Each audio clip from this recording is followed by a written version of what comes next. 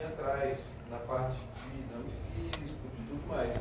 Porém, dificilmente talvez vocês tenham tido uma aula específica de linfadenopatia, porque é uma situação, uma manifestação clínica que não é de nenhuma especialidade. Ela vai acabar sendo uma situação, uma manifestação que pode ser causada por uma variedade muito grande de doenças. Então, talvez vocês não tenham tido uma aula específica, e isso é uma coisa importante que a gente tenha, porque vai aparecer na nossa realidade clínica e a gente tem que saber como raciocinar em cima disso.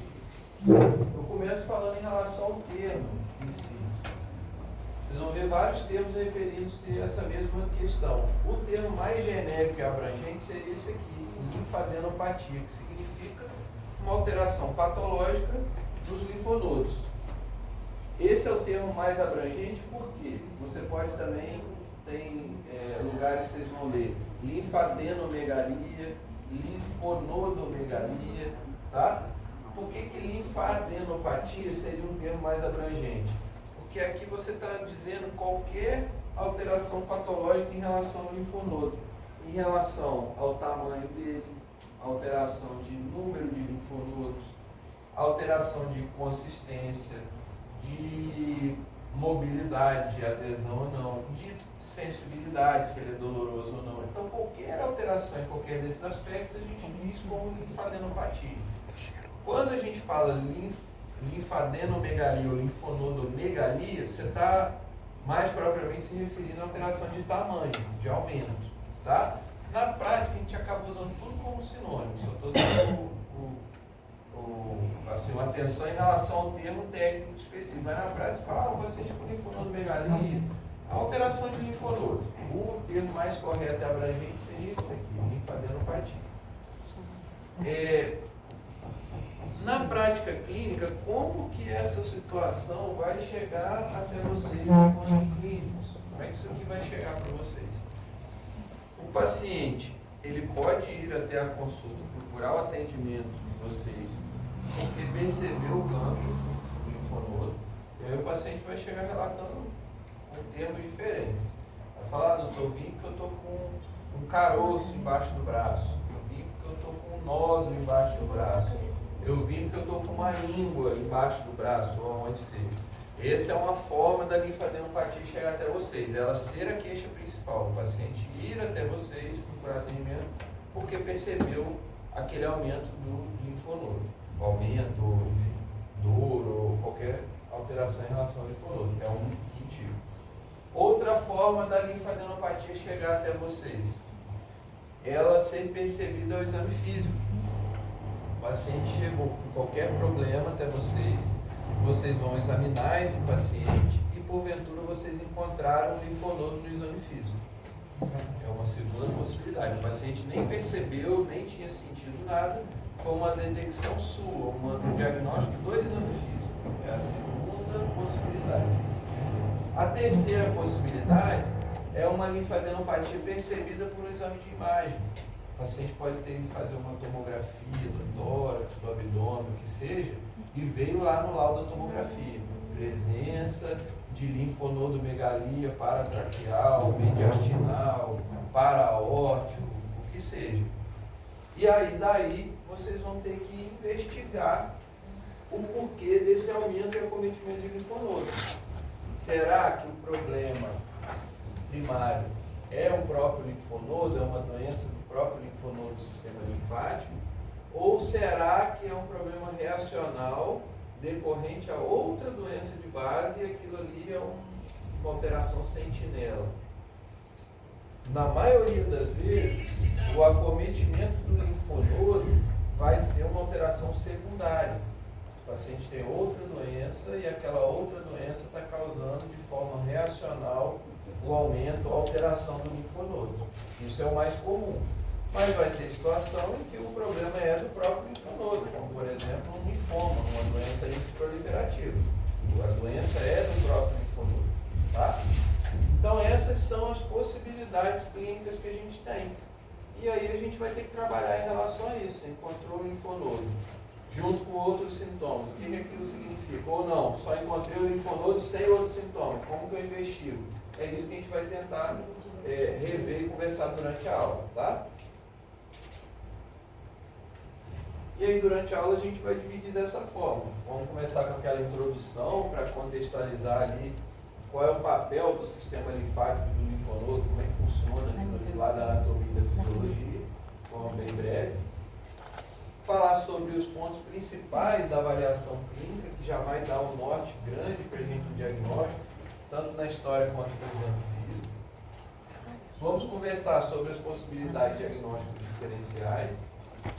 Seguir para traçar como que é o nosso planejamento para a investigação diagnóstica, talvez seja um ponto bem importante da aula, como a gente proceder diante do paciente com linfadenopatia.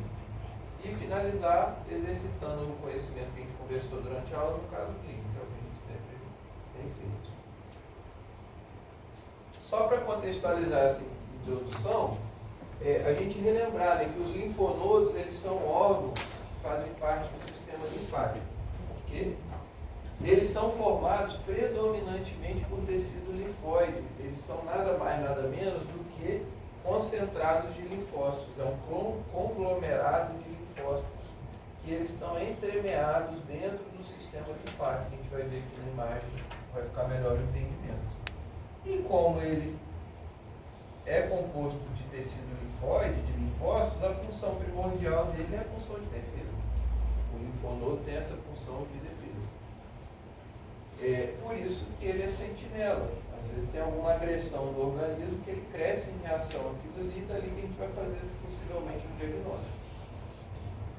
Eles têm a capacidade de reter, algumas vezes destruir, ou pelo menos retardar a difusão pelo organismo humano de micro-organismos, de bactérias, vírus e de células neoplásicas, de câncer. Então o que acontece? A célula, a gente vai ver aqui na frente, mas a linfa ela é composta pelo plasma, do sangue, por células provenientes do metabolismo celular, dos tecidos, por substâncias absorvidas do intestino. Isso tudo é a linfa que está ali misturada. E ela está circulando. Assim como o sistema vascular venoso e arterial, a linfa é uma circulação linfática. Então ela está circulando. E esses linfonodos eles estão entremeados nos vasos linfáticos, ou seja, eles funcionam como se fossem checkpoints ali, como se fosse praças de pedágio. Se você pensar numa rodovia, tem lá a estrada, de repente a praça de pedágio ela faz o quê? Um aumento ali daquele volume da estrada e tem a fiscalização ali, entre aspas, com câmera, com as cabines que vão cobrar e tal, vão ver, vai filmar o carro. Aquilo ali é o que o linfonodo faz, vai passar aquelas substâncias pelos checkpoints, que é o concentrado de linfócitos, e ele vai reconhecer. É um agente agressor, não é? Se for agressor, o próprio linfonodo, às vezes, ele já destrói de imediato. Se não destruir, ele sinaliza para o organismo para produzir anticorpos para destruir aquilo ali. Enquanto isso, ele dá uma retida naquele agente agressor para dar tempo para o organismo reagir e combater aquilo. Por isso que eu estou falando, no caso de uma infecção ele vai aumentar, de uma inflamação ele aumenta, de um câncer a célula neoplásica pode se implantar ali e ele começa a tentar combater. Isso tudo vai alterar a característica do linfonodo. Professor, esse famoso íngua, a famosa íngua? No popular o paciente chama como íngua, nada mais é do que linfonodo. Tá? A íngua que o paciente fala, ou com a íngua na virilha, é um linfonodo aumentado. E aí entra nessa questão. Em linha normal, como que o linfonodo é percebido no exame físico do paciente? Não, em linha normal. Hã? Como ele é percebido no exame físico? Aumentou. Em linha normal. Não, no normal, paciente normal. Como que o linfonodo é percebido no exame físico? Não percebe. Não é percebido. Tá? Não é percebido, é imperceptível. Você vai examinar um paciente que o linfonodo dele está normal, você vai palpar a região inguinal, axilar, cervical, você não percebe o linfonodo. O linfonodo de tamanho normal, ele é insensível, é imperceptível ao exame físico. Se você perceber um linfonodo no exame físico, é porque ele tem alguma alteração. Certo? Ou porque ele está aumentado, ou porque ele está endurecido, ou porque ele era doloroso e o paciente referiu, você foi lá buscar ele. Então o normal é você não perceber. Perceber, ele está alterado. pode ter significado patológico ou não. Tem muitas pessoas que vão ter linfonodos aumentados de forma residual. Alguém aqui, de repente, pode ter um carocinho aqui no pescoço. Por quê? Teve uma faringoamidalite, teve uma infecção de dente, alguma coisa, o linfonodo aumentou, e na hora dele regredir, ele pode não regredir totalmente. Ele tem um processo cicatricial desse aumento e volta. Então pode ter gente que tem linfonodo palpável sem significado clínico atual. Mas isso quer dizer que o linfonodo é alterado, só não tem significado clínico. Tá? Ele está sempre próximo ao... Olha só a pergunta, como é que já foi de encontro com o que está aqui, ó. E ele está sempre próximo a alguma coisa, olha aqui, ó, a distribuição do linfonodo vai ter uma relação direta com a região de mau contato da pessoa com o meio externo, porque é como se fossem muralhas, as guaritas ali do nosso sistema de defesa. Aonde que vai ter muito linfonodo, então, que está em contato com o meio externo? Cervical e inguinal, é o lugar de maior concentração de linfonodo. Ó, cavidade oral, nasal, auricular, tudo aberto para o meio externo, tá aberto para o ambiente jogar agressor aqui. Então tem muito linfonodo aqui, daqui da mesma forma. Sistema urogenital, sistema excretor intestinal, é tudo contato com o meio externo. Tá? Então, naturalmente, já tem muito linfonodo aqui. Aí, indo talvez de encontro à sua pergunta, que não sei se era essa, mas se não fosse essa, aonde que ele vai aumentar quando ele estiver alterado? Em relação a onde a doença está se manifestando. Que pode ser uma doença localizada, você vai ter um aumento do linfonodo localizado na região da doença. Exemplo que eu dei, uma faringoamidalite. Vai aumentar o linfonodo onde? Por aqui, perto. Porque é para onde aquilo ali, o sistema linfático drena, vai passar naquele linfonodo daquela região e o linfonodo vai identificar o agente agressor, vai recrutar a célula de defesa, vai gerar aquele processo inflamatório. Se for uma doença sistêmica, por exemplo, o paciente tem uma toxoplasmose, é sistêmico. Vai acontecer o quê? Vai ter uma linfadenopatia generalizada em vários locais. Isso é uma das coisas dos aspectos clínicos que a gente vai levar em consideração. Vou falar aqui na frente. E na axila? Na axila também. Pode estar dentro de um contexto generalizado ou já adiantando. De onde que a axila estaria relacionada? A drenagem linfática passa pela axila? Mama, membro superior e tórax. Cavidade torácica, aqui pulmão, pleura. Então se eu tiver alguma coisa no pulmão, pleura, do lado direito, mama do lado direito ou membro superior direito, eu posso ter linfonodo aumentado aqui. Isso a gente falando do linfonodo localizado. Se tiver linfonodo no corpo inteiro e na axila, aí é uma doença que está espalhada, que inclusive passou pelo que é linfonodo axilar. Tá?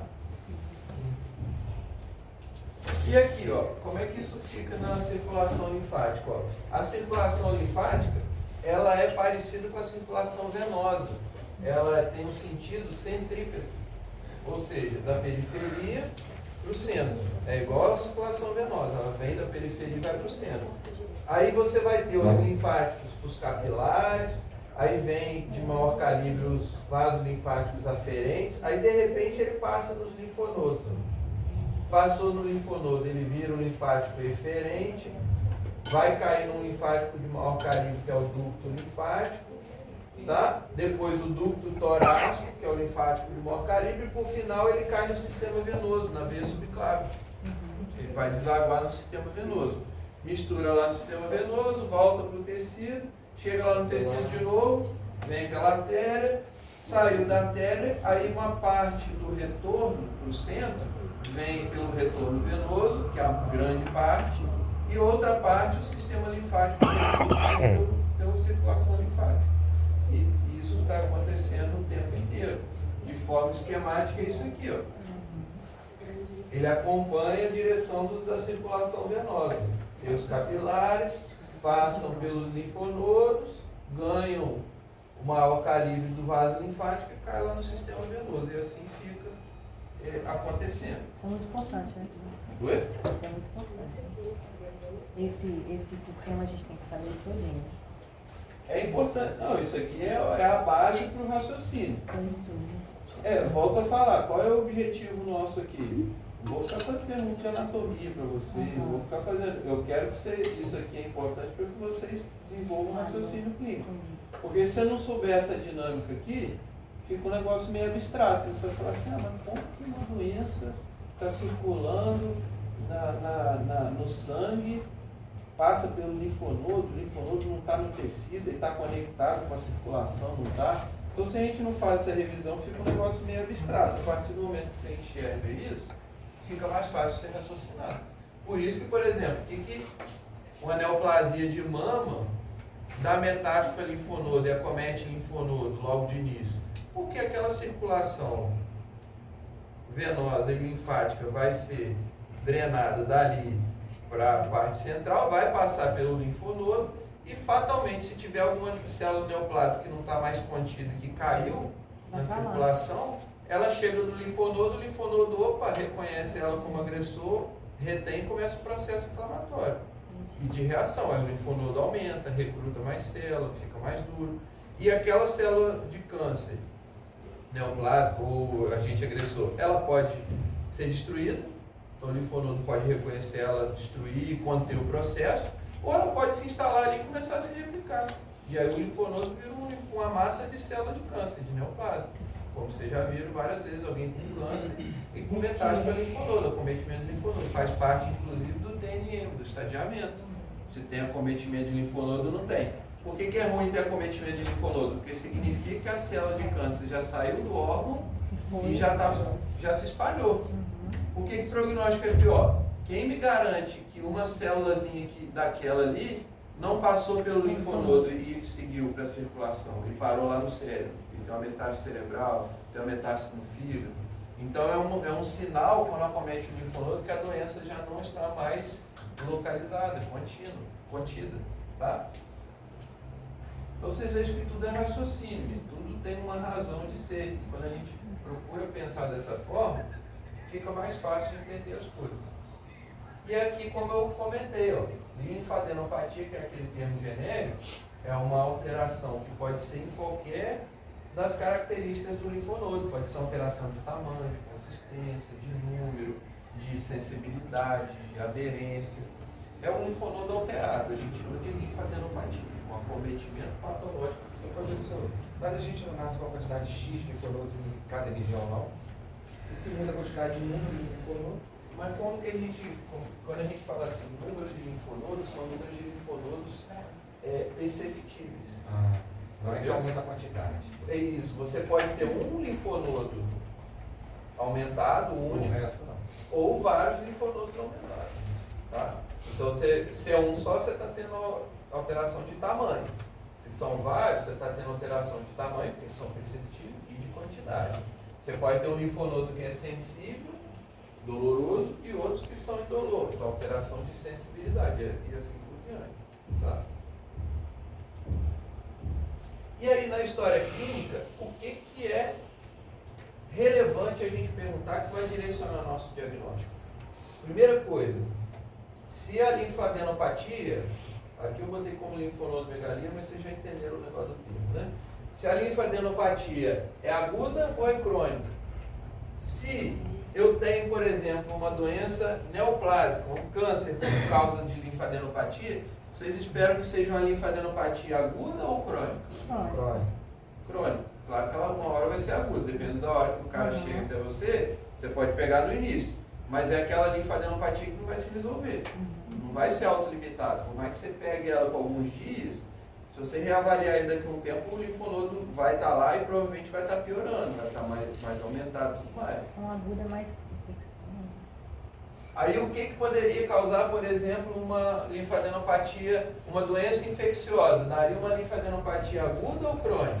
Aguda. Depende. Se a infecção é crônica ou é aguda.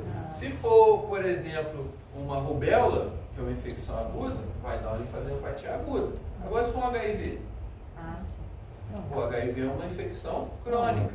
Então o paciente pode ter uma linfadenopatia crônica por uma doença infecciosa. Tudo vai depender do desenrolar da doença. Tá? A linfadenopatia é localizada ou generalizada? É a mesma coisa. Se é localizada, é um problema loco regional. Se é generalizado, é um problema sistêmico.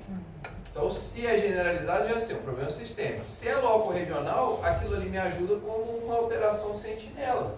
Você vai em busca de um problema relativo àquela área de drenagem linfática, igual vocês perguntaram, e a axilar, de onde drena? Viu um linfonodo axilar, que é só ali que tem, você vai procurar uma doença relativa àquela região ali. Te ajuda no diagnóstico. Tá?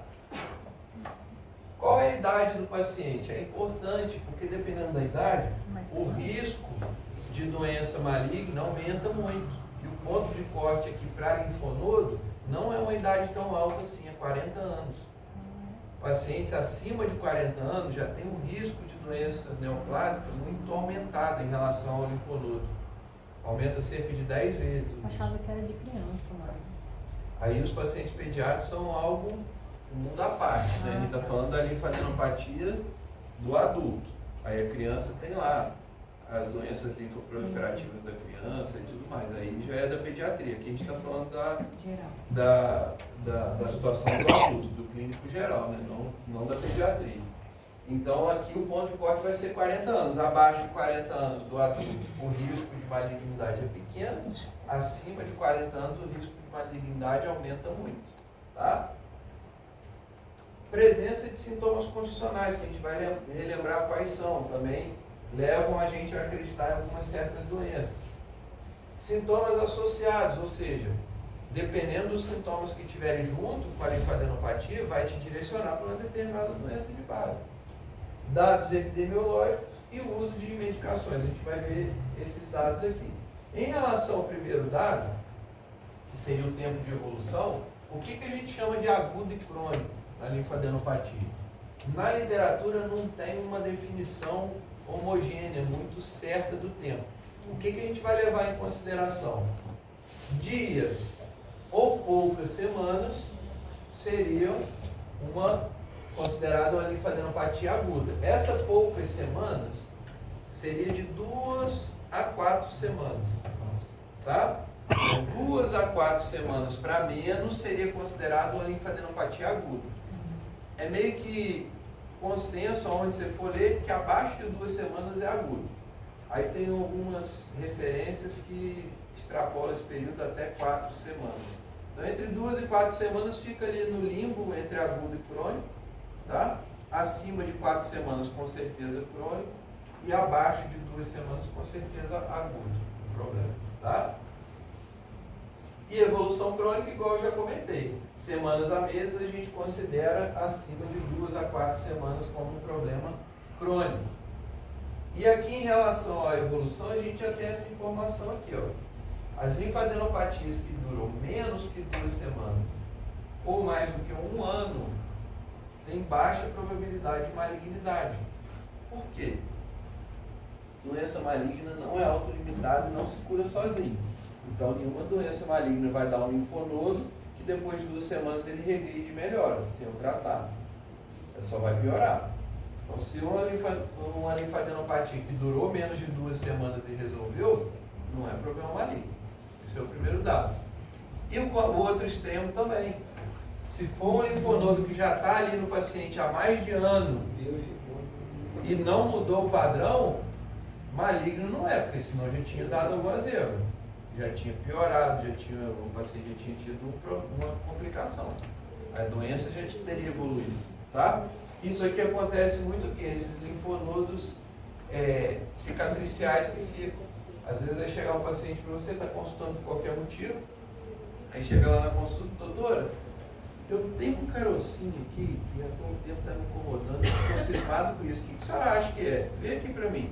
Aí você vai palpar lá o linfonodo cervical, palpável, aí você pergunta, há quanto tempo você já reparou isso aqui?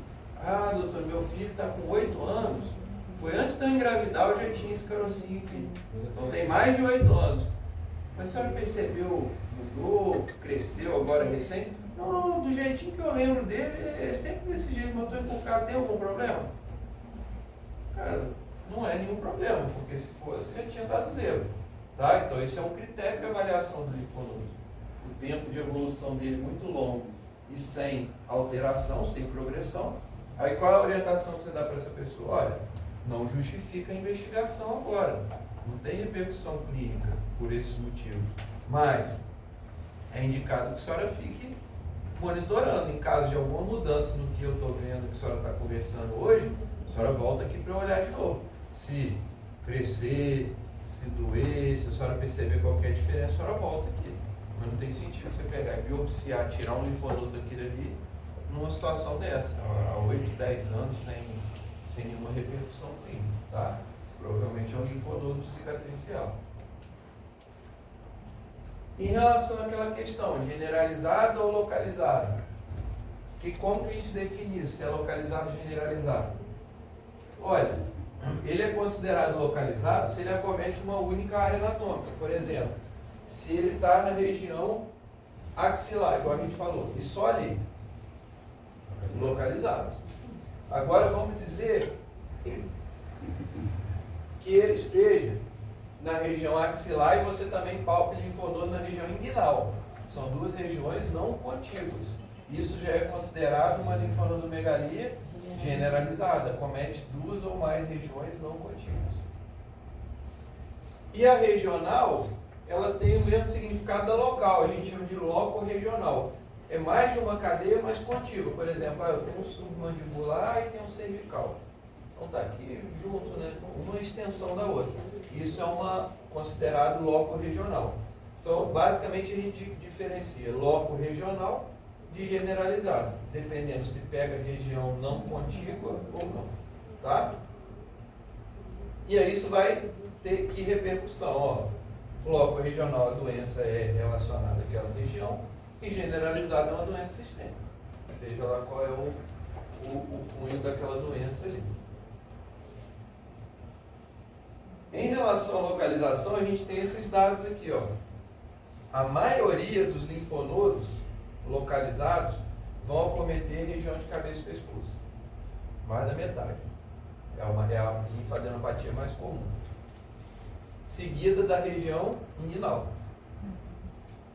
Por último, mais raros são os linfonodos axilares e os supraclaviculares.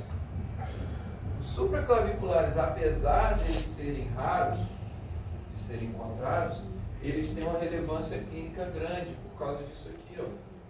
Os supraclaviculares têm alto risco de malignidade. Olha esse dado aqui, ó, a ponto de que se o paciente tiver mais do que 40 anos com linfonodo supraclavicular, tem mais de 90% de ser um linfonodo maligno. Então, é uma informação clínica muito relevante. E mesmo para os mais jovens, também a possibilidade de malignidade é grande. Um quarto para ser maligno, a chance é alta. Tá? Então, por isso a importância dos supraclaviculares. E aí a gente vai ver, dentre outras informações, que essas características clínicas vão nortear a nossa conduta. O quão agressivo eu vou ser na conduta, na investigação, o quão célere eu preciso ser. Igual eu estou comentando, se a característica é inocente, às vezes nem investigar você não vai. Agora, se a característica é de alto risco, você não vai nem observar, você já vai tomar uma conduta mais drástica de imediato. Você não pode perder tempo. Tá? Na linfonodomegalia ou linfadenomegalia generalizada, a gente não deve deixar de examinar cuidadosamente a região de drenagem do linfonodo acometido, igual a gente comentou. Então, se tem um linfonodo cervical lá novo, lá que você tem que investigar, a primeira coisa que você vai fazer é avaliar a região de drenagem. Então, você tem que examinar o ouvido do paciente, cavidade oral, couro cabeludo, tá? Tireoide, ver se não tem nódulo, enfim. E assim por diante. Tem lá a região inguinal. Você vai pensar o quê? Membro inferior, ipsilateral, região geniturinária, pelve, no caso da mulher principalmente, tá? Canal anal. Então, às vezes você está lá com o paciente, aí identificou, o cara foi porque ele percebeu a íngua, lá na virilha. O cara pode estar com um tumor de canal anal. E ele foi lá e não está te falando que ele está tendo problema intestinal, porque ele foi que pareceu caroço. E ele às vezes já está tendo sangramento intestinal, está tendo às vezes dificuldade evacuatória, mudança de hábito intestinal, fezes já mudando o formato, e ele Mas não... Tá guardando aquilo ali, tá com vergonha, acha que não é nada e foi lá porque é por causa do caroço. E aí, às vezes, através do linfonodo, você vai perguntar como é que tá o intestino, como é que estão as fezes, como é que tá a urina, como é que tá, tem alguma dor na pele, e aí você vai investigar. Ou, às vezes, o cara tá com a coisa ali, você vai olhar, o cara é diabético, tá com o pé diabético, com a úlcera aberta em atividade. Certo? Então, é isso que eu raciocínio. Não tem como eu investigo no linfonodo inguinal? É o contexto clínico. Não tem uma receita de bolo. Mas vocês vão ver um algoritmo que vai organizar esse pensamento. No final a gente vai colocar um algoritmo.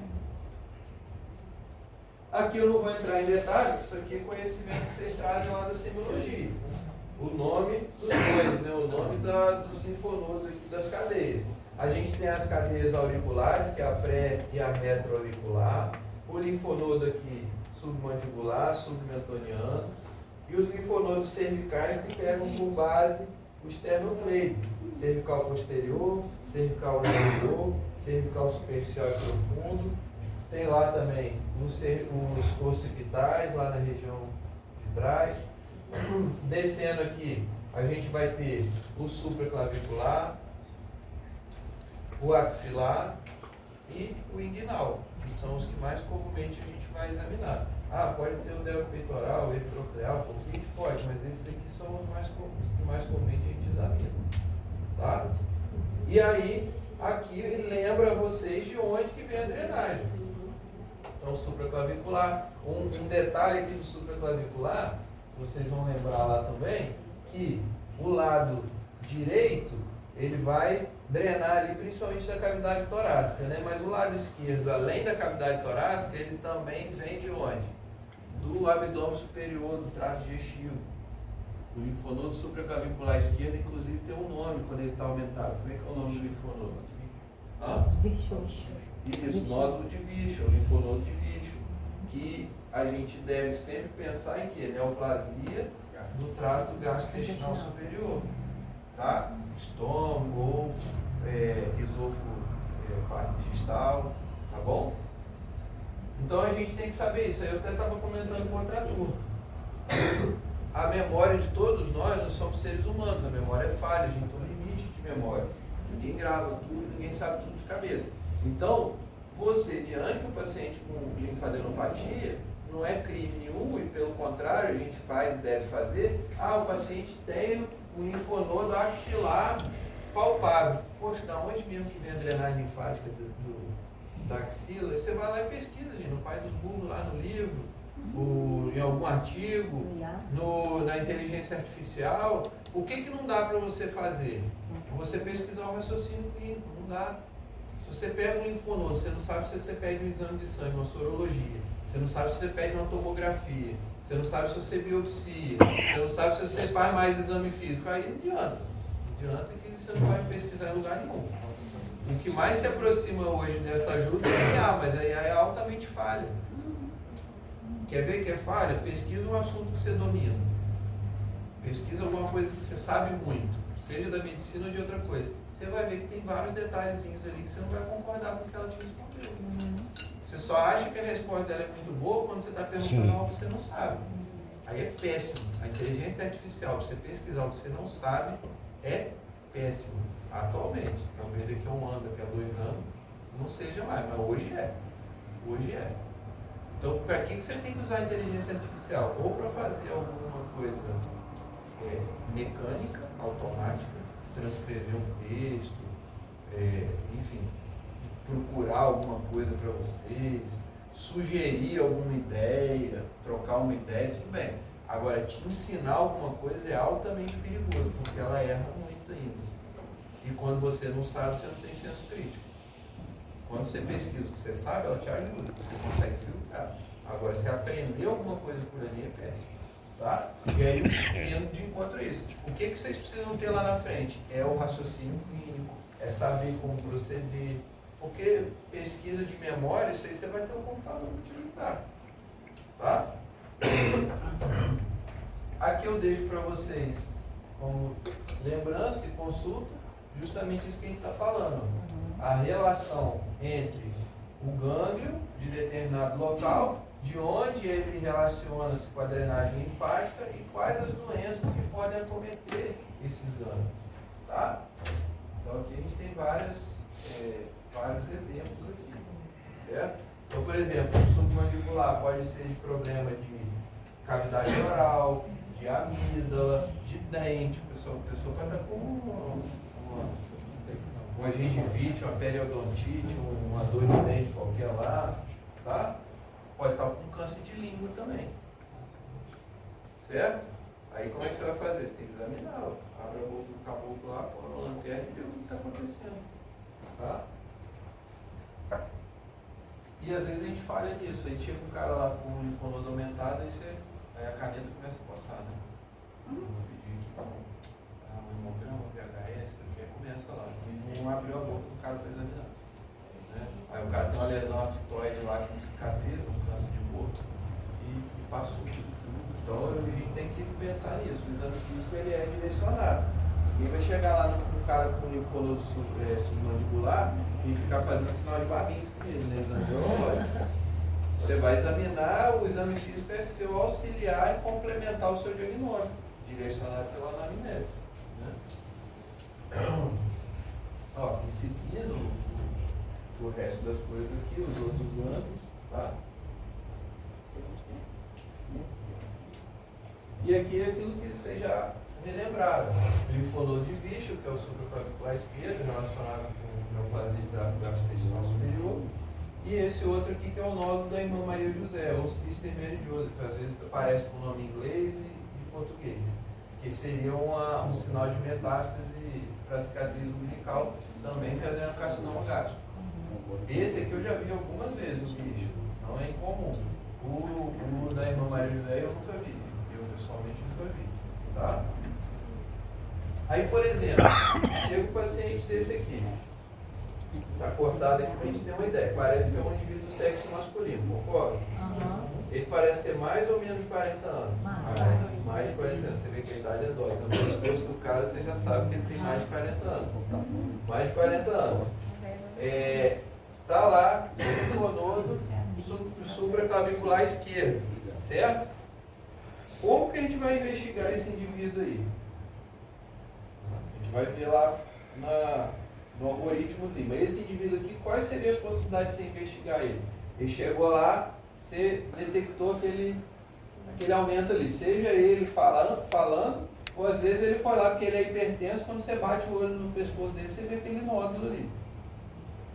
Aí você vai fazer o quê? Ah, não, eu vim fazer pressão, Aí então, pô, não, o que é isso aqui, seu Francisco?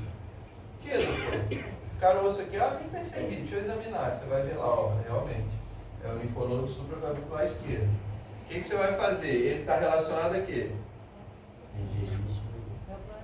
Neoplasia, mais de 40 anos, linfonodo supraclavicular, mais do que 90% de chance de ser câncer. Câncer de onde? Supraclavicular esquerdo, pode ser de cavidade torácica, pode ser daqui, mas ele é relacionado tipicamente ao quê? Trato digestivo superior, esôfago distal e estômago. O que você vai fazer com o seu Francisco? Depois, seu Francisco, o senhor tem algum sintoma disso aqui, de estômago? Tem dispepsia, enfim, algum outro sintoma? Não sinto nada. Exclui o câncer? Não, de forma nenhuma. Ele pode não sentir nada, só sentir na fase tardia. Aí eu vou investigar como? Ou eu posso ir direto na minha suspeita clínica, fazer uma endoscopia digestiva alta, ou eu posso abordar o linfonodo. Poderia fazer uma coisa ou outra. Tá? Tirar o linfonodo da endoscopia. Eu particularmente faria uma endoscopia dele. Tá? Faria uma endoscopia. Tem uma história pessoal de um aluno, que foi meu aluno da semiologia, que aí eu mostro isso lá na semiologia e tal, que você já viu também, tanto é que lembraram o nome. E aí ele formou, estava lá atendendo na UBS, lá, atenção primária. Chegou um paciente com linfonodo de Vichel lá. Aí ele falou que ele pediu endoscopia e diagnosticou neoplasia de estômago. E o cara não tinha sintoma gastrointestinal nenhum. O diagnóstico foi pelo linfonodo. Tá? Aí já adianto outra dúvida também do colega da outra sala ali que teve. Mas quando eu vejo aquilo ali, eu posso mandar direto para o oncologista? colega lá do outro turno perguntou. Poxa, eu tenho um linfonodo, mais de 40 anos, supracavicular, chance de malignidade mais de 90%. Eu já não posso mandar direto para o oncologista e ele investir? O oncologista só vai receber, a não ser que seja particular. No particular vai ser a primeira coisa que você mandar, mas para referenciar para um serviço oncológico, a primeira coisa que ele vai querer é o quê? Exato. A biópsia, o diagnóstico histológico. Ele não vai investigar para você. Quem que investiga isso ali? É o clínico. Quem que dá diagnóstico de câncer? O clínico. Não é o oncologista que dá diagnóstico de câncer. Não é ele que faz rastreamento. Não é ele que vê o sintoma. O trabalho do diagnóstico é do clínico. Você precisa agora saber qual que é a linha de quimioterapia, de que tipo de cirurgia, qual que é o estadiamento TNM daquele paciente. Você não precisa saber nada disso, você não vai fazer isso. Você vai precisar o quê? Um diagnóstico. Do diagnóstico, ó, vai para o oncologista. E aí ele vai fazer o trabalho dele. Mas o diagnóstico é seu, é do clínico. Tá? Em relação à idade, ó, aqui, ó, aquilo que eu comentei, ó, o Cone-Core de 40 anos, ó, a incidência de malignidade em relação à linfadenopatia é bem baixa, abaixo de 40 anos, e ela aumenta 10 vezes, vai para 4% acima dos 40 anos, tá? E a incidência de linfadenopatia não explicada na atenção primária é baixa. A maioria dos pacientes você vai identificar algum motivo, vai chegar ao diagnóstico, tá? Professor, no caso da nota de analógica, qual seria o ponto ideal aí para a biópsia, menos invasiva? Seria o ponto ideal em relação Ao diagnosticar, realmente. vai entrar igual de bicho, né? Você vai fazer ou abordagem local ou fazer endoscopia, porque está relacionado dentro do carcinoma gástrico. Ah, não identifiquei nada. A imagem abdominal. Aí pode ser de outro órgão abdominal. Tomografia. Ah? Exatamente. Tomografia abdominal. Tá? Aí a gente vai falar sobre os exames complementares já aqui na frente. Seguindo na avaliação clínica, outro dado importante, a presença ou não de sintomas constitucionais. Quais seriam eles? Febre, perda de peso e hidrorese noturna. Esses são sintomas constitucionais. Porque eles denotam a possibilidade desses tipos de doença aqui, ó, são comuns em quem? Tuberculose, linfomas, doenças autoimunes, outras neoplasias. Os sintomas constitucionais fazem a gente pensar nesses diagnósticos aqui. Perda de peso, lembrando, significativo, valorizável, é uma perda acima de 10% do peso corporal em menos de 6 meses. E entra uma expressãozinha aqui depois da perda de peso, que é o quê? Perda de peso não intencional. Tá? Porque o cara tomar um monjado lá e perder esse peso, é esperado que ele perca. O cara está fazendo dieta, educação alimentar, ele vai perder peso. O que é anormal a pessoa perder peso sem intenção, do nada. Estou comendo normal e perdendo peso. É uma doença constitutiva. Né? Pesquisar outros sintomas associados. Aí as possibilidades são infinitas, né, gente? Porque dependendo da doença, o cara pode ter qualquer coisa. E aí o sintoma vai orientar para a doença de base. Exemplo, o cara está lá com linfadenopatia e tem um racho cutâneo. Vai ser câncer? Provavelmente não, né? Nem sempre, nem nunca, mas provavelmente não. Vai ser uma doença da racho cutâneo, uma doença autoimune, uma doença infecciosa lá das que a gente falou, toxoplasmose, rubéola, citomegalovirose, Epstein-Barr, enfim. Então esses sintomas associados são importantes para direcionar o diagnóstico para a gente. História epidemiológica, por exemplo, se eu estiver suspeitando de uma tuberculose, a história epidemiológica é importante. Contato sexual de risco, porque essas doenças que vêm pelo ato sexual podem estar linfadenopatia, como HIV, sífilis, enfim. Uso de drogas, viagem recente para alguma área endêmica de alguma doença específica, alguma história ocupacional de relevância, contato com animais. E isso aqui, olha, muitas vezes a gente não lembra. Medicação. Tem medicações que são potenciais causadores de linfadenopatia. Tá? E aí pode ser o quê? Uma causa iatrogênica. Quando a gente fala iatrogênico, é alguma situação relativa a um ato médico, não necessariamente um erro. Tá? Você pode dar uma medicação, ela tem um efeito colateral. Você passou ela com a indicação certa, mas ela teve um efeito colateral. Isso não é erro, mas é uma iatrogenia. Foi pelo um ato seu que o paciente teve problema. Tá? E aí pode ser uma linfadenopatia iatrogênica. O que eu já vi na prática, eu vejo que talvez seja mais comum. Halopurinol e fenitoína. Tá? Dos outros eu nunca vi. Mesmo usando, já usei muito captopril na vida e não tive nenhum caso. Tá? Mas já vi com halopurinol e fenitoína. E no exame físico? Porque até agora a gente está falando do quê? Da anamnese. A anamnese são dados o quê? Subjetivos. O paciente está reportando para a gente. O exame físico são dados objetivos. Porque vejam bem, o paciente pode, na história clínica dele, na anamnese, ele falar assim: doutor, eu só tenho caroço aqui no pescoço desse lado. Aí você, opa, uma linfadenopatia localizada. Aí na hora que você vai examinar ele, você vê que ele tem na região inguinal. Ele nem percebeu. Então, o dado objetivo acrescentado à anamnese. Então, você já vai considerar que é generalizado. Tá? O exame físico, ele vai ser, toda vez ele vai ser importante. E aí, quais os parâmetros que a gente avalia no exame físico? São os parâmetros da semiologia lá. Ó. Você vai confirmar a localização, o tamanho, a consistência, mobilidade, sensibilidade e possíveis alterações de pele. O que traz essas características trazem para a gente? Além de ajudar no raciocínio diagnóstico, também sempre uma das principais funções e lutas nossas em relação ao linfonodo é saber se é uma doença benigna ou maligna, de imediato. E aí, pelas características do exame físico, eu consigo também ter essa presunção. E as características estão aqui. Ó. Eu tenho características que sugerem doença maligna daquele linfonodo, que seriam quais? Tamanho. Quanto maior o tamanho, maior a chance de malignidade.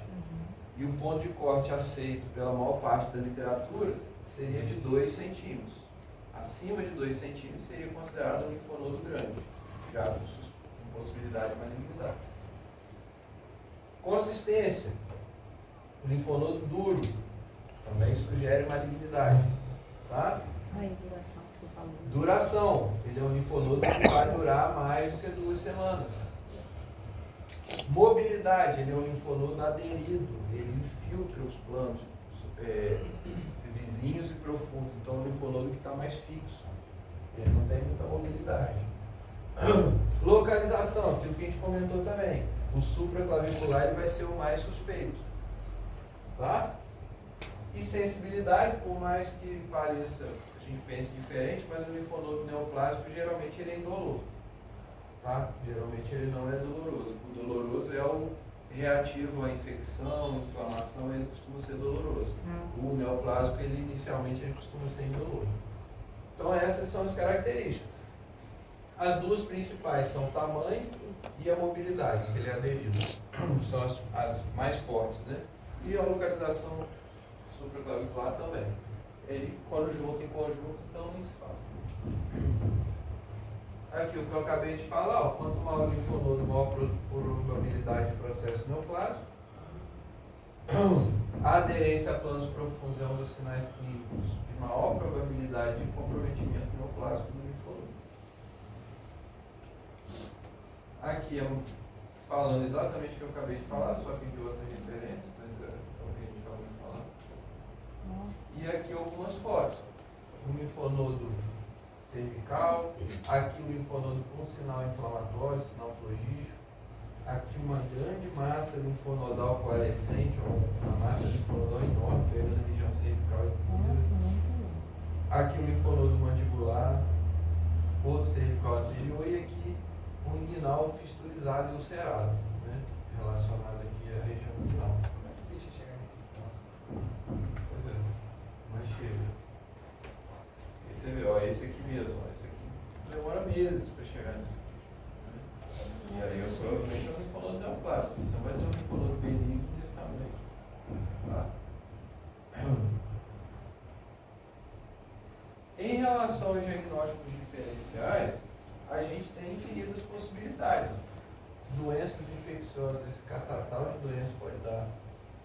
neoplásicas, linfoproliferativas, imunológicas, endócrinas e as miscelâneas. Tá? Qualquer coisa aumenta o linfonodo. Ele é reacional. E aí, se a gente não organizar o pensamento, a gente fica meio perdido mesmo. E aí tem o mnemônico, que pode lembrar das causas. Tem esse Chicago, que é mais abrangente, e tem esse Miami. Para vocês lembrarem, ó, o que causa linfadenopatia?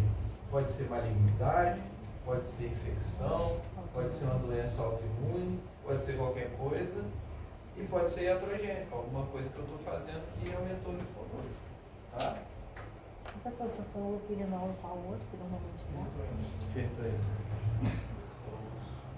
Pelo menos na minha experiência, são os que a gente vê que pode ser o mais comum.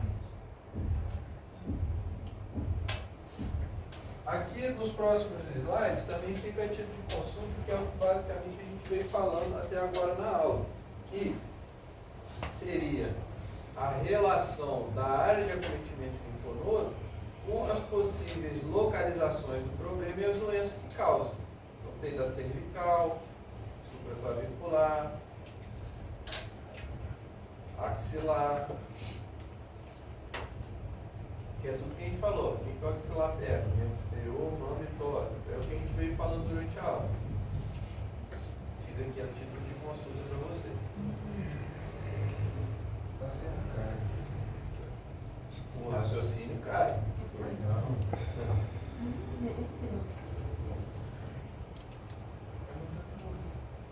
E aí a gente entra na investigação diagnóstica. Como que a gente junta esse raciocínio que a gente está fazendo para, na prática, a gente exercitar um diagnóstico? Primeiro, antes de ver como usar, a gente vai ver as ferramentas que a gente tem. O que a gente pode lançar a mão além da história clínica e do exame físico. Então, além da investigação clínica, a gente pode lançar a mão de exame laboratorial, de exames de imagem, que aí entra radiografia e tomografia, tá? Ultrassonografia e a própria avaliação do linfonodo. Exame laboratorial, gente, vai depender da suspeita clínica. Você vai pedir se você estiver sob risco ali daquele paciente. Então, o céu é o limite. Os exames de imagem, vocês podem pedir para ver a causa base ou para identificar o linfonodo. Então, você tem algum sintoma do paciente e você quer ver se ele tem linfonodo que você não percebeu no exame físico. Você pode pedir a tomografia do tórax do abdômen, que você vai identificar os linfonodos ali intracavitados, que você não acessa pelo exame físico. E aí, para isso, tem que ser tomografia ou ressonância. O ultrassom não vai ver linfonodo profundo. Não consegue. Não adianta você pedir um ultrassom abdominal que não vai ver linfonodo. Tá?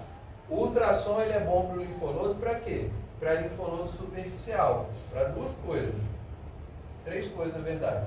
Confirmar que aquilo é um linfonodo, porque concorda comigo que você pode palpar uma nodulação e ficar na dúvida. Será que isso é um linfonodo mesmo? Será que é um linfoma? Será que é outra coisa? Estou palpando? O ultrassom ele vai diferenciar. Então você palpou, tem dúvida, pede ultrassom, ele vai confirmar que é um linfonodo. Ou não. Segunda coisa, ele dá características também de suspeição ou não de malignidade. Igual a gente tem as características do exame físico, vem aqui, ó. No ultrassom, ele tem as características ultrassonográficas também. Que normalmente você não precisa saber isso, porque o radiologista ele já vai te dar o diagnóstico. Vai falar, ó, nódulo corresponde a uma massa linfonodal com características assim, assado, e aí no final ele vai botar provavelmente benigno, provavelmente maligno, complementar a investigação, ele já vai te dar essa conclusão. E a última função do ultrassom seria guiar a biópsia ou uma punção aspirativa. Geralmente a gente usa o ultrassom para isso, a biópsia por punção, por agulha. E aí na última linha de investigação entra a própria punção aspirativa do linfonodo, que tem o problema de você pegar apenas uma pequena amostra e isso pode gerar um falso negativo. Você pega um pedaço do linfonodo que não está com o acometimento típico da doença que está gerando aquilo ali. E às vezes vai vir uma biópsia negativa para malignidade ou inconclusiva, não encontrou doença nenhuma, porque a amostra que você pegou foi pequena. Por isso, A biópsia padrão ouro de escolha é a biópsia excisional, que é o quê? Tirar o linfonodo inteiro. É cirúrgico. Você abre, tira o linfonodo inteiro e manda para analisar. Como é que a gente pede isso aqui, essa biópsia excisional? Você está lá na UBS atendendo e você fala assim para a técnica, ó, separa a bandeja de pequena cirurgia e quando eu acabar de atender esse paciente eu vou tirar esse linfonodo dele. É assim que você vai fazer? Não. Se você souber é ótimo, né? Mas geralmente não é o caso. E aí você vai fazer como? Você vai encaminhar esse paciente para onde? Vai pedir como? Vai pedir para ele no laboratório fazer biópsia? Como é que é? Cirurgia. Você vai encaminhar para o ambulatório de cirurgia geral, só que também você não vai botar assim, ó, encaminhe seu Francisco das Couves para o ambulatório de cirurgia geral. Ainda é educado no final, né? Atenciosamente. E aí manda o seu João da Francisco das Couves. Não adianta, o cara vai chegar no ambulatório de cirurgia e o cara vai fazer o quê? Se ele não souber dizer o que é, a conversa dele for diferente do que ele teve com você, então você vai mandar, ó, colega da cirurgia geral, indicação, encaminhe para biópsia excisional, senão também pode tirar só um pedaço de linfonodo, você tem que dizer o que você quer. Biópsia excisional de linfonodo, da onde? Da região inguinal? Da axila? Você tem que dizer qual que você quer que ele biopsie. Você que vai escolher, a gente vai ver como escolhe. Tá? E você tem que dizer também o que você quer que ele peça para analisar. Por quê? Vamos dizer que a sua suspeita seja uma tuberculose ganglionar. Não adianta fazer BAR na tuberculose, BAR de escala. Não é tuberculose respiratória, é do gânglio. Adianta você fazer histopatológico convencional, procura de célula neoplásica? Você tem que pedir o quê? Cultura para BK. E o cirurgião vai pedir? Não, às vezes ele tira o linfonodo e manda lá, histopatológico. Aí vem o resultado para você.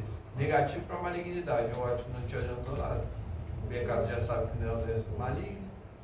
E a cultura? Não pediu. Cadê a amostra? E já passou o tempo.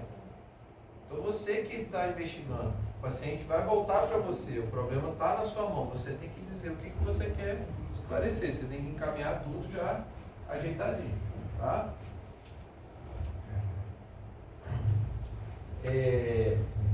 Mas olha só, a nossa investigação, geralmente ela não vai chegar no ponto da biópsia.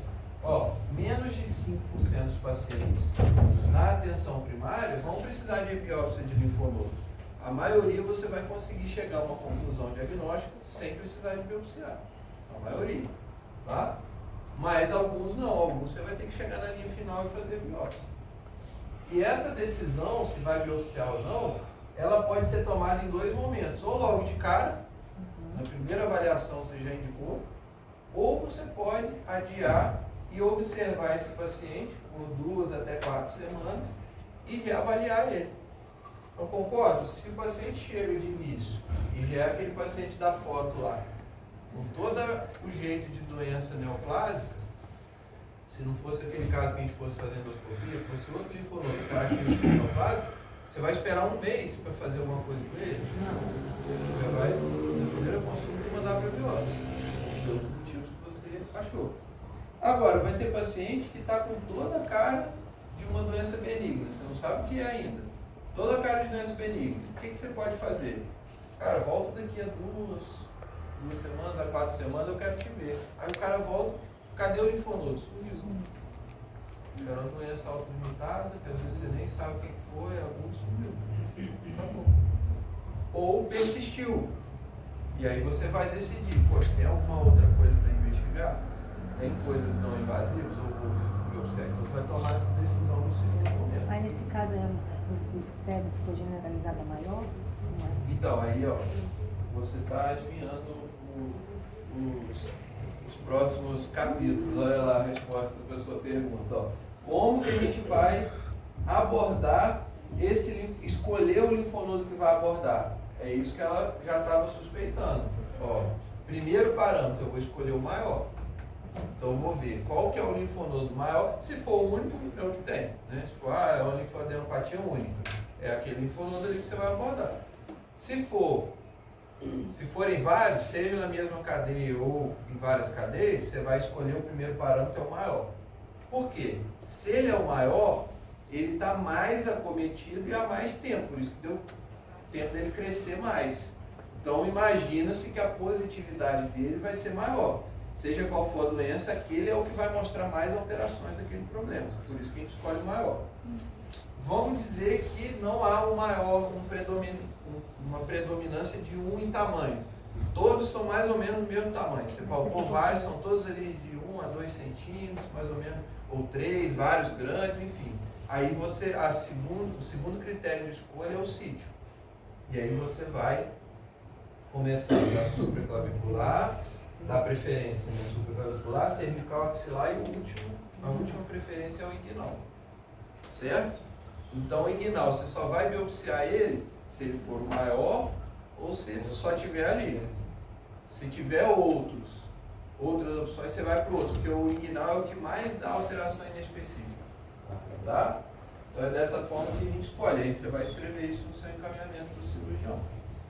Tá? Qual que você quer que ele retire, que ele biopsie.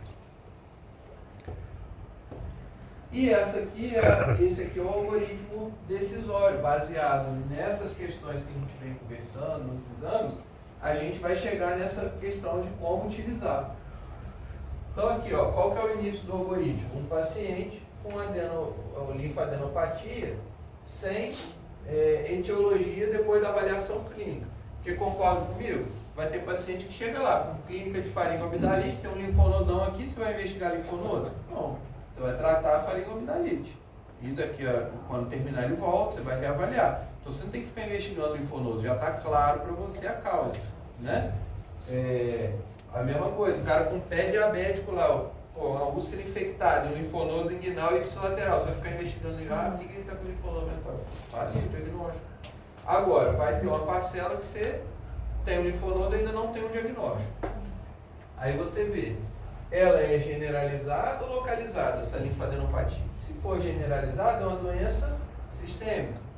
E aí você pode começar ou pelo sistema orgânico que tem alguma manifestação clínica, às vezes o paciente tem diarreia, tem, enfim, qualquer outra manifestação clínica, ou de uma forma geral pelos exames sorológicos, tá? Porque generalizado é uma doença sistêmica e você pede os sorologias, vai pedir desde provas inflamatórias, tá, como VHS, até as sorologias, VDRL, para HIV, para Epstein-Barr, para toxoplasmose, enfim, citomegalovirose e tudo mais. Se o diagnóstico ficou definido, você vai tratar a causa específica. Se o paciente tem uma linfadenopatia generalizada sem diagnóstico depois dessa investigação inicial, você vai ter que abordar o linfonodo. É uma linfadenopatia que não resolve, persistente, ficou crônica. Passou aquelas 2-4 semanas, você já investigou, não sabe o que é, não chegou a um consenso, vou abordar o linfonodo para ver o que é. É o que? Uma doença autoimune? É uma doença inflamatória? É uma doença infecciosa? É neoplásica? O que é? Então você vai abordar o linfonodo depois desse caminho feito. Se a linfadenopatia é localizada, aí você vai se pegar muito naqueles parâmetros de malignidade. Por quê? Se ela é localizada e a suspeição de neoplasia é muito alta de início, você já vai biopsiar de cara. Que é aquele paciente da foto que vocês comentaram. E o que seriam esses critérios? Além de todos que a gente falou, a idade, mais de 40, acometimento supraclavicular, linfonodo de tamanho grande, acima de 2 centímetros e endurecido, e paciente com HIV, porque a chance de ter linfoma, por exemplo, aumenta muito. Então tem alguns desses critérios, já biopsia de cara. Se não tem, você pode observar pelas 4 semanas e reavaliar. Sumiu ou evoluiu, beleza, vou continuar observando. Não regrediu, ou pelo contrário até aumentou, você tem que partir para biópsia.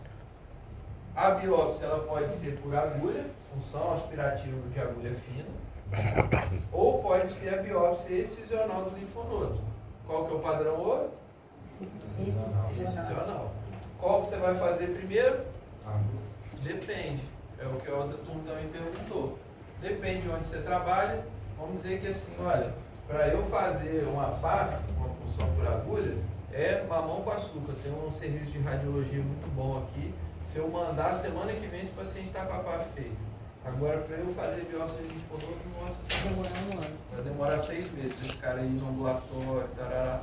Começa pela PAF.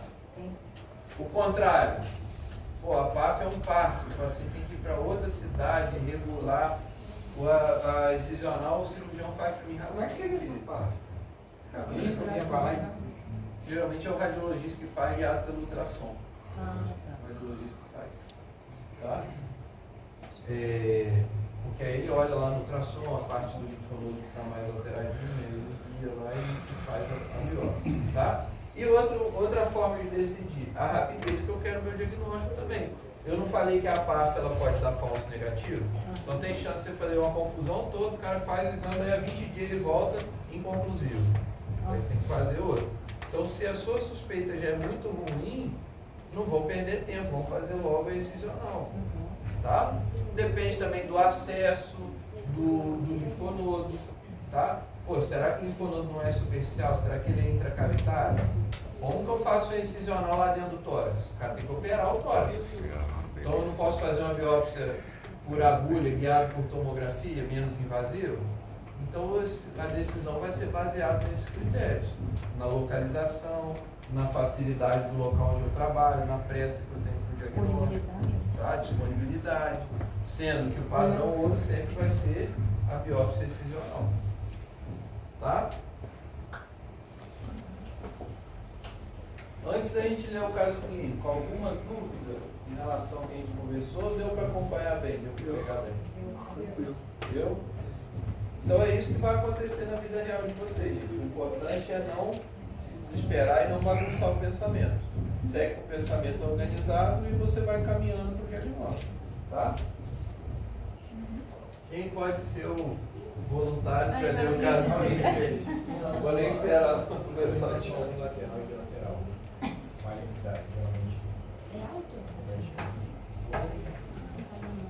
Cara, a malignidade, ele pode ser generalizado, dependendo se o problema estiver espalhado, né? Mas geralmente ele vai ser unilateral, relacionado àquela região, por exemplo.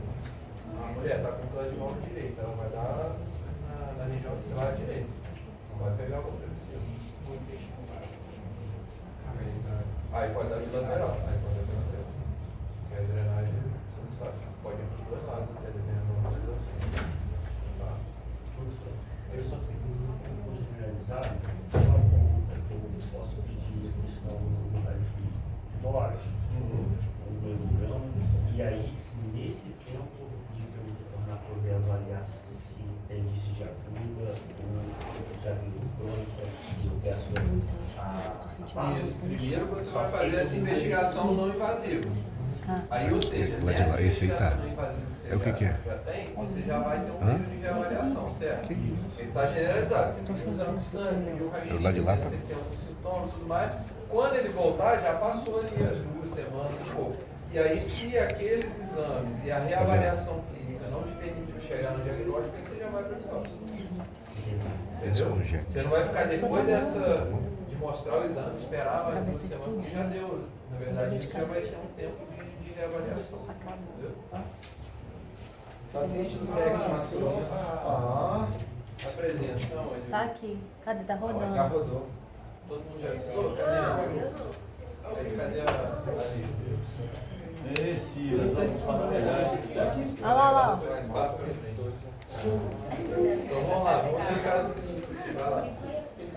Paciente do sexo masculino de 70 anos, previamente rígido, refere história clínica de aparecimento progressivo de vários gânglios cervicais e inguinais não dolorosos há cerca de 1 mês, associado à sudorese noturna, perda de peso não intencional, maior do que 10% do peso nos últimos 6 meses, com hiporexia, adinamia e palidez mucocutânea. Nega febre, tosse, dispneia, exantema, cefaleia, icterícia, adralgias, bem como demais sintomas associados ao mar. Negava ainda o uso de quaisquer medicamentos, uso de drogas injetáveis, contato sexual de risco, história de viagem recente, atividade rural atual ou pregressa, contato com portadores de tuberculose, antecedentes de metilismo e tabagismos importantes e demais dados epidemiológicos importantes. No exame clínico foram evidenciados linfonodos palpáveis, medindo cerca de 3 centímetros de diâmetro, de consistência de borracha, aderido a planos profundos, indolores, sem evidências de supuração e de sinais flogísticos, em cadeia cervical anterior e posterior bilateralmente, supraclavicular direito e região inguinal bilateralmente, além de hepatosplenomegalia de pequena monta. Beleza, vamos entender o caso aqui. A queixa principal, a queixa principal do paciente foram os gânglios. Ele veio para você porque ele percebeu os gânglios ali que apareceram. Aí o que a gente tem? Vamos pegar naquelas características lá que a gente tem. Primeira coisa, qual o tempo de evolução dessa linfadenopatia que o paciente está reclamando? Um mês, 4 semanas. Considerado agudo ou crônico? Crônico. Crônico. Então, 4 semanas para cima já, de 2 para cima a gente já tende a botar no pacote do crônico. Acima de 40 anos. É, isso aí. Idade dele é fator de risco para alguma malignidade? Sim. Muito. Nódulo 70 não acima de doloroso? 40. Ele tem sintomas constitucionais? Sim. Ó, sudorese noturna, apesar de não ter febre, mas tem sudorese noturna e perda de peso. Então, é o cara, gente, que ele está ali cuspido, escarrado, Que é uma doença grave. Nódulo não doloroso. Aí vamos lá pro... Aí ele negou tudo. Aí, por exemplo, tuberculose seria uma possibilidade? Seria. Mas a gente não tem histórico epidemiológico e não tem sintoma respiratório também. Tá? Então já diminui o problema. Então ele negou várias coisas que levavam para outros possíveis diagnósticos. Nossa, 3 centímetros. Vamos para o exame físico. O exame físico, ele confirma características que levam a gente a suspeitar de malignidade? Sim, Ó, 3 centímetros. nódulos grandes, maior que 2 centímetros. Consistente Aderido. de borracha. Essa consistente de borracha, acho que ele quis dizer que eram duros, Duro. né? Aderidos Profundo. a planos profundos, indolores, tá? E aí várias cadeias, inclusive, ó, supraclavicular. Que tem 90%. Exatamente, que é mais de 40 anos. Frente a esse camarada aqui, a gente já tem o diagnóstico? Sim. Ainda não, não. O diagnóstico exato eu não sei. Eu tenho uma suspeita de que seja uma doença maligna, correto? Esse paciente, eu vou pedir exames para ele, fazer uma investigação com mais calma, pedir para ele voltar daqui a 2, 4 semanas para fazer algum diagnóstico. Então o que você tem que fazer já de cara com esse cara aqui? Biópsia excisional. Uma biópsia excisional, já dá o diagnóstico logo, na primeira avaliação do paciente. Qual o linfonodo que a gente vai pedir para eles biopsiarem? O maior. Todos eles estão em cerca de 3 centímetros, não tem maior. Supra. E aí a gente vai para o supraclavicular. Então é isso, biópsia excisional do linfonodo supraclavicular direito. Suspeita clínica, malignidade, linfoma, doença linfoproliferativa. E aí ele vai mandar para o histopatológico, não vai mandar para a cultura, você não está suspeitando de doença infecciosa, tá? Ele vai mandar e vai vir o diagnóstico. Vindo o diagnóstico, confirmando o seu diagnóstico, o que você vai fazer? Encaminhado. Encaminhar, explicar ao paciente. Para o alto. Encaminhar ele para o serviço de referência em oncologia. Você não precisa ficar estadiando, planejando qual quimioterapia que ele vai usar, prognóstico. Você fez o diagnóstico e encaminhou. É isso. Tá? É isso. Muito bom. E aí o diagnóstico mais provável de linfoma, não importa qual tipo de linfoma, porque isso aí vai ser o diagnóstico histológico. Tá? Você viu que era uma possível doença maligna e um linfoma, provavelmente. E aí a biópsia excisional que vocês escolheram corretamente o linfonodo Então, isso de supraclavicular. cima não precisa saber, né? Certo? Certíssimo. Show de bola. Valeu, professor. Aqui. Gente,